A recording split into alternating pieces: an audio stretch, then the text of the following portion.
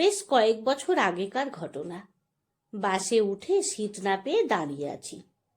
ভিড় আছে মোটামুটি, গাদাগাদি যে ভিড়টা হয় সেটা নেই।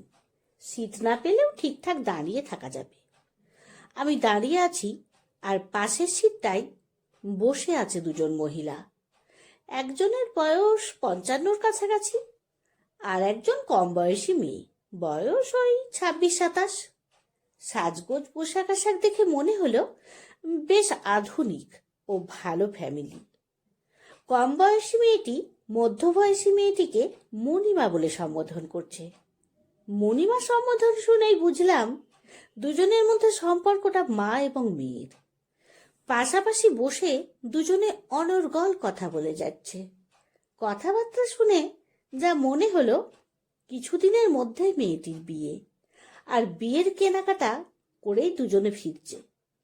ওদের কথাবার্তাগুলো শুনতে বেশ ভালোই লাগছিল। বিয়ের কেনাকাটা করার একটা আনন্দ তো আছেই। বিয়ের কেনাকাটার কথা বলতেই নিজের বিয়ের কেনাকাটার কথা মনে পড়ে যায়। আমার বিয়ের বেনারসি কেনা হয়েছিল কলকাতার বেশ বড় নামকরা দোকান থেকে। দুধে আলতা রঙের বেনারসিটা বারবার গায়ে ফেলে দিয়ে দেখছিলাম কেমন লাগছে আমায়। আমার সঙ্গে আমার মাও গিয়েছিলেন। প্রতিটি মেয়ের কাছে বিয়ের বেনারসিটা আবেগের।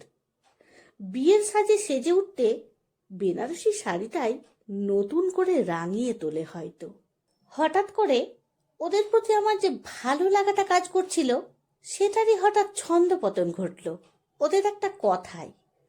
কানে এলো বিয়ের বেনারসিটা নাকি লাল রঙের কেনেনি, মেয়েটির ইচ্ছে কালো রঙের বেনারসি, তাই কালো রঙের বেনারসি কিনেছে। মনের ইচ্ছেটা পূরণ হয়েছে বলে মেয়েটি বেশ খুশি, সঙ্গে মেয়েটির মাও। কেন জানি না আমার খারাপ লাগতে শুরু করলো।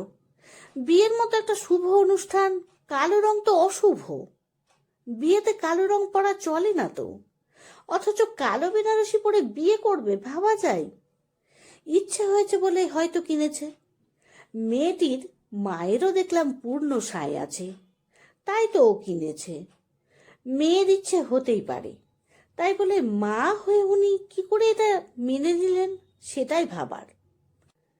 মায়ের আস্কারা থেকেই ছেলে মেয়েরা উচ্ছন্নে যায়। সে যাই হোক, আমার এত না ভাবলেও চলবে। মানুষ নিয়ম রীতি মানে না বলেই তো এত অধঃপতন। কালে কালে আর কত কি দেখব। ওদের মনে হয়েছে তাই ওরা কিনেছে, তাতে আমার কি? মা আর মেয়ে নানা কথাবার্তা বলে যাচ্ছে নিজেদের মধ্যে। আমার আর শুনতেই ইচ্ছে করছে না। ওদের বকবকানিতে ভীষণ বিরক্ত হয়ে উঠলাম। পোশাকে আশাকে আধুনিক যতই হোক, রীতিনীতি মানতে হবে বই কি। এদিকে বাসে ভিড়টা আরো বেড়ে গেল। ভিড়ের বাস মানেই ঠেলাঠেলি, একটু তো হবেই, আর সেটা হচ্ছেই। আমার 1 ঘন্টা দেরি হবে যেতে। সিট পাইনি যখন তখন দাঁড়িয়েই যেতে হবে, উপায় নেই। পরের বাসে গেলে হয়তো বাড়ি ফিরতে দেরি হতো, তাই না দাঁড়িয়েই চলে যাব ভেবে বাসে উঠে গেছি। হঠাৎ মেয়েটির মাকে বলতে শুনলাম, বাবলি সিটটা ছেড়ে দে, উনি অসুস্থ মনে হচ্ছে, সিটটা পেলে উনার সুবিধে হবে। তাকিয়ে দেখি অন্য একজন মহিলা, ওনাকে দেখে অসুস্থই মনে হচ্ছে। সিট ছেড়ে দেওয়ার কথাটা শুনে মহিলাটি সামনের দিকে এগিয়ে আসলেন বসার জন্য। বাসের মধ্যে কিন্তু কেউ সিট ছেড়ে দেননি ওনাকে অসুস্থ দেখেও। সবাই যে যার মতো বসে আছে, অথচ মানবিকতা কারো মধ্যেই নেই, সেটা বোঝা যায়। তা না হলে সামনে যারা বসে আছেন তাদের মধ্যে যে কেউ সিটটা ছেড়ে দিতে পারতেন। মায়ের কথা শুনে মেয়েটি বলল, হ্যাঁ মণিমা, আমি দাঁড়িয়ে যেতে পারবো, আমার কোনো অসুবিধা হবে না। এই যে আমার সিটটায় বসুন আপনি, বলেই মেয়েটি তার হাতের ব্যাগটি মায়ের কাছে দেয়। মেয়েটির সিটটিতে ওই অসুস্থ ভদ্রমহিলাটি বসে। এতক্ষণ ধরে মা মেয়ের মধ্যে যে কথাগুলো চলছিল সেটা ছেদ পড়ে গেল। তবে বেশিরভাগ ক্ষেত্রেই ছেলেদেরকেই দেখি সিট ছেড়ে দিতে। আজ দেখলাম মেয়েটিও সেটি করল। মা মেয়ের মধ্যে এই মানবিকতার কর্তব্যবোধ দেখে বেশ ভালো লাগলো। প্রকৃত শিক্ষাটা অন্তরেই থাকে, তাই বাইরে থেকে কাউকে বিচার করাটা ঠিক নয়। কালো বেনারসির কথাটাই যে খারাপটা লেগেছিল, এখন কর্তব্য নিষ্ঠা দেখে সত্যি মনটা ভরে গেল। মিনিট 15 পার হতেই ভদ্রমহিলা বাস থেকে নেমে যেতেই মেয়েটি পুনরায় আবার নিজের সিটে বসতে গিয়ে আমার দিকে তাকিয়ে বলল, আপনি তো অনেকক্ষণ দাঁড়িয়ে আছেন, আপনি একটু বসুন। আমি বললাম, হ্যাঁ, না না, আমার কোনো অসুবিধা হচ্ছে না, তুমি বসো। মেয়েটির মা পাশ থেকে বললেন, ও দাঁড়িয়ে যেতে পারবে, আপনি অনেকক্ষণ দাঁড়িয়ে আছেন, আপনি একটু বসুন। মেয়েটি এক প্রকার জোর করেই বসিয়ে দিল। সহযোগিতা, সহানুভূতি যে মেয়েটির মধ্যে আছে সেটা দেখলেই বোঝা যায়। কিছু ভুল ধরার জন্য আমরাও মানুষকে ভুল ভাবতে শুরু করি। তারপর মেয়েটির মা নিজে থেকে আমাকে জিজ্ঞেস করলেন, আপনি যাবেন কোথায়? আমি আরামবাগ যাব। আমরাও তো আরামবাগই। আরামবাগের কোথায় বাড়ি?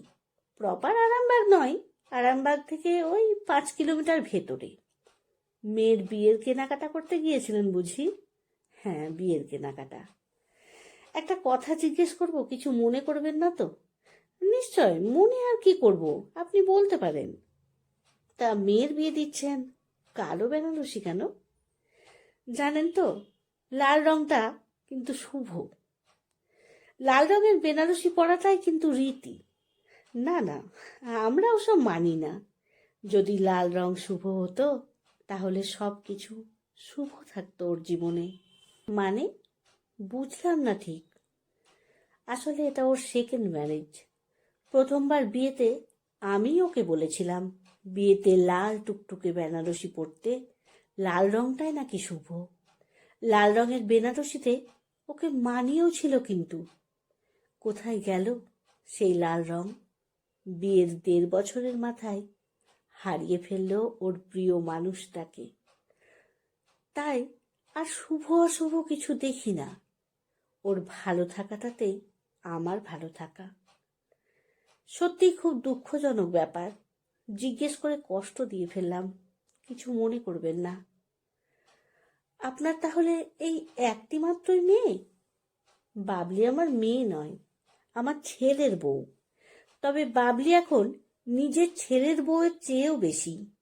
বাবলি বিয়ের আগে থেকেই আমাদের বাড়িতে আসতো। আমার ছেলের সাথে প্রেম করেই ওর বিয়ে। বিয়ের আগে থেকেই ও আমাকে মণিমা বলে ডাকে। এই বন্ধনটা আমাদের বহু দিনের। আমার ছেলের মতো বাবলিও আমার কাছে আর এক সন্তান। কিন্তু নিয়তির কি পরিহাস দেখুন। ছোট্ট একটি দুর্ঘটনায় আমার ছেলে মারা গেল।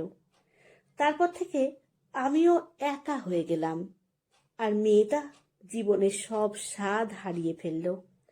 আমি তো ছেলেকে হারিয়েই ফেলেছি। তো মা হয়ে আমি সব কষ্ট মেনেও নিয়েছি, কিন্তু ওইটুকু একটি মেয়ে এই বয়সে যে এমন অঘটন ঘটবে তা কি ভাবতে পেরেছি? সুস্থ জীবনে ফেরানোর জন্য চেষ্টা করে গেছি ওর সাথে থাকতে। মনের জোরটাই শেষ কথা। গ্র্যাজুয়েশনের পর আমি ওকে মাস্টার্সটা কমপ্লিট করাই। এই বছরখানেক হলো একটা চাকরিও পেয়েছে। আমি তো ওর জন্যই ভালো আছি।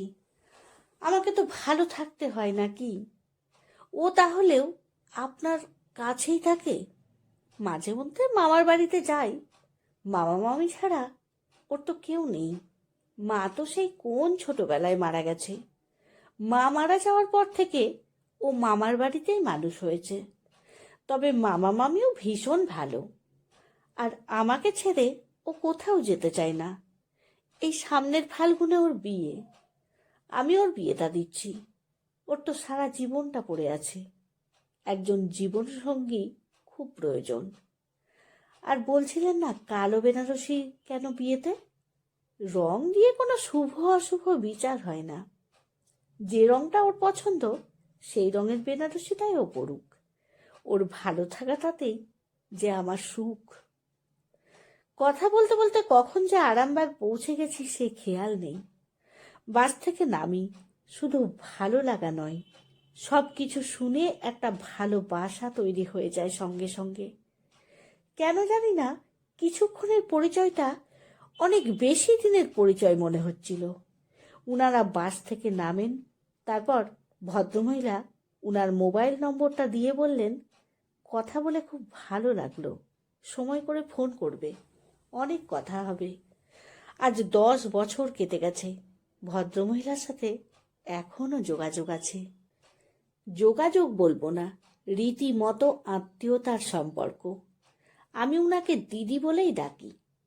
মানসিকতার দিক থেকে এতটা উচ্চমনের আমি উনার সঙ্গে না মিশলে বুঝতেই পারতাম না। আর বাবলি আমায় মাসি বলে ডাকে। বাবলির বিয়েতে আমরা সকলেই গিয়েছিলাম। বিয়েতে কালো বেনারসিই পড়েছিল ও। আজ বিবাহিত 10 বছর জীবনে ভালোই কাটছে ওর। এক কথায় সুখী জীবন বলা যেতে পারে। জীবনের কোনো রং হয় না, বোধ হয়।